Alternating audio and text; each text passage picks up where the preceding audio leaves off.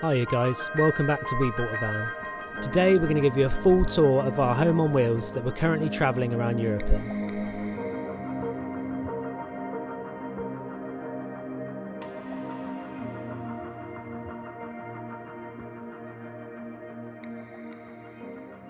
Firstly, we kept our double bench seat in the front. We travel with Riley and Winnie, our two Cocker Spaniels, and we found it a lot easier to keep both seats. And then Winnie usually sits up front with me and Riley sits down on the floor. And then underneath one of our seats, we then have our diesel heater. And then here we have our wardrobe where we keep all our clothes and the dog's belongings. So you've got Charlie's clothes, my clothes, all of our dog bits, the leads, harnesses, dog bowls, and then we're down to sort of towels and some toiletry bits in there. We've also got a full-length mirror. And then down here, we've just got a little gap here for all of our shoes, picnic blankets, and our camping chairs. As you come in, we have this IKEA shelf here with our IKEA plant, as well as some storage for our dog poo bags, dog treats, and tea bags. And here we have our shower.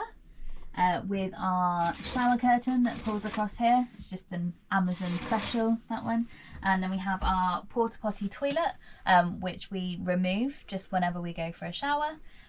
The shower itself actually doubles up as a drying room, so we've got our little hooks on here for our coats and towels, and then we just angle our diesel heater, which is under our double seat, and that dries everything really well. And then along from our shower, we've got a nice big IKEA drawer here. Keep cutlery, wipes, literally anything and everything, as you can see, goes into this drawer. And then underneath here, rather than having the conventional two doors that come with the IKEA cabinet, we actually have our dog crate under there, so that's where they'll sleep at night.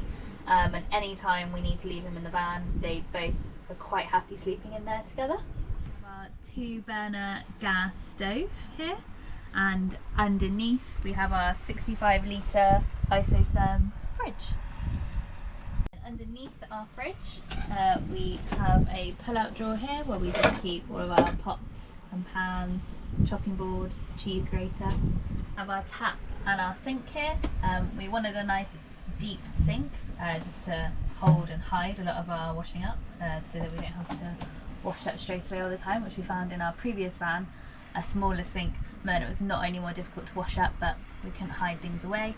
And then here we just have our little soap dispenser, just giving us easy access to our fairy liquid. Our sink, we just have a double door cabinet here, which our bin is fit onto the back of this cupboard. It's just a small 12-litre bin, and we also keep any dog food under here, our tea flask, and any cleaning products. Then we have our overhead cabinets. As you can see in here, we keep our plates, bowls, seasoning, etc. And we've got them on the gas straps just so they stay open and above your head as soon as you open them. And this is our U-shaped seating area here. We can actually comfortably fit around, well, we've had about 8 people sat around here, and then we have our table in the middle here. In order to make it into a bed, our table actually slots down on these slats here. This cushion we then pop at the back of the van, and these 4 move in and form our mattress of our bed, if you like.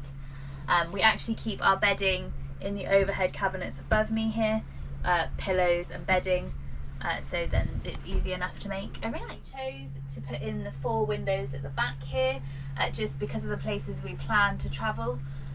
We just figured it would be the best to get a panoramic view all around. This is our little control panel for the van. We've got the Max Air controller here for our fan up above.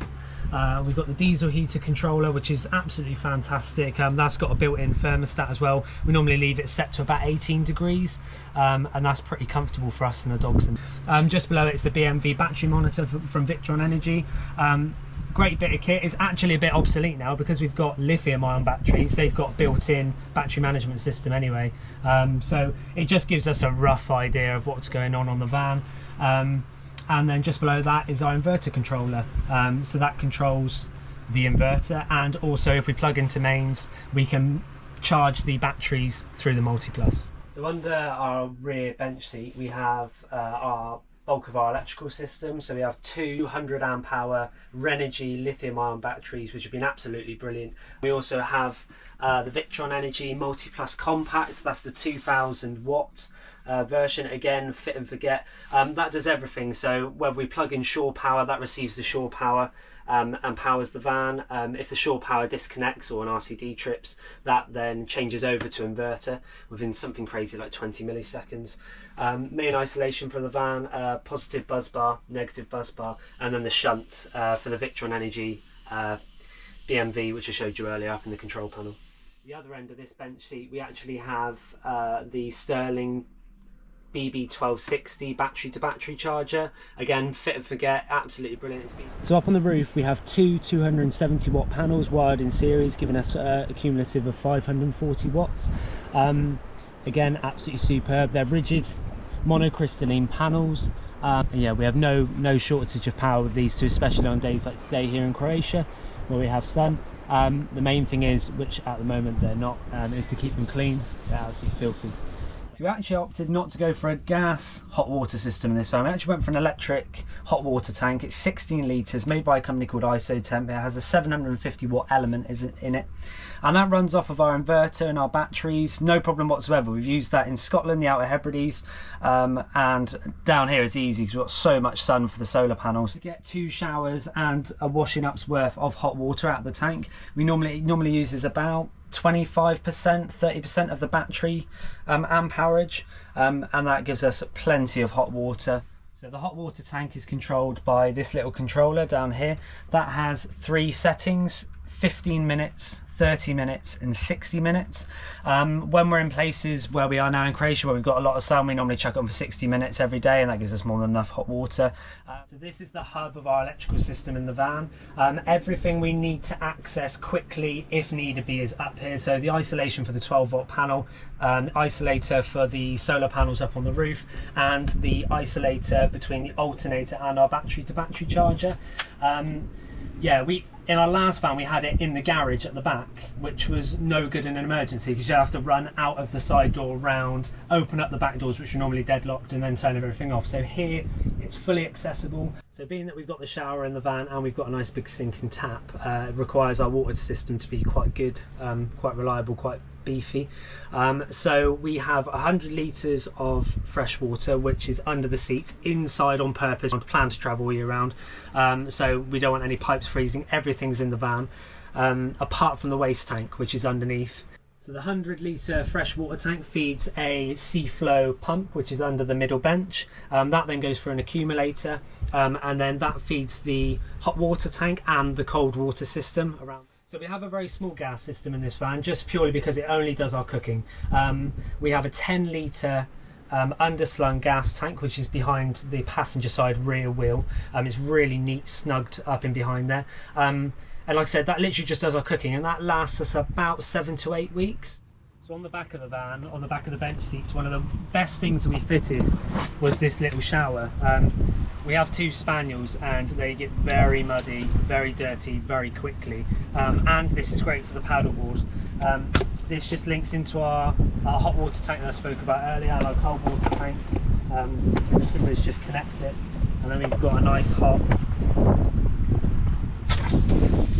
shower to wash down the dogs, the paddleboards or anything. One very last minute modification we made to the van, we were really on the fence about this, was putting the BF Goodrich tyres on the van and having the spare on the back. We actually had these BF Goodrich tyres on our last van, but that was more of a holiday vehicle. We didn't do many miles. This van obviously has been designed to travel around Europe for 2, 3, 4, 5 years maybe, and obviously we're going to do a lot of miles. We're worried about MPG and things like this. I'm really glad we put them on in the end. The MPG's affected a little bit, not much really. We haven't noticed too much of a difference, but in the wet weather in Scotland, in the snow in Scotland, and even just general motorway miles when you're in heavy rain, the van stays rock solid. They displace the water really, really well. The only tiny downside is you've got to carry the spare on the back, or we have to carry the spare on the back. It won't fit in underneath on the standard Mercedes wheel carrier. The only thing we're going to look at changing on the van is just to raise the van up a little bit. we like going well off grid, well out the way, across some places we definitely shouldn't go, and we ended up ripping our diesel heater exhaust off in Scotland. So I think I've seen you can get lift kits for these, so the only thing we will do, or we'll look at doing, is bring the van up. Thank you so much for watching our van tour. Please like, subscribe and drop us a comment if you have any questions, and we'll see you on the next one. So firstly, we've kept our... I can't. Yes, you can. And here we have our 2-burner gas stove. I don't know what else to say about that. For the van, it's everything we need to access to turn on all the electric... Oh no, that's not right either. 16 litre water... I think in this van we have to have a decent... not decent, I hate that word.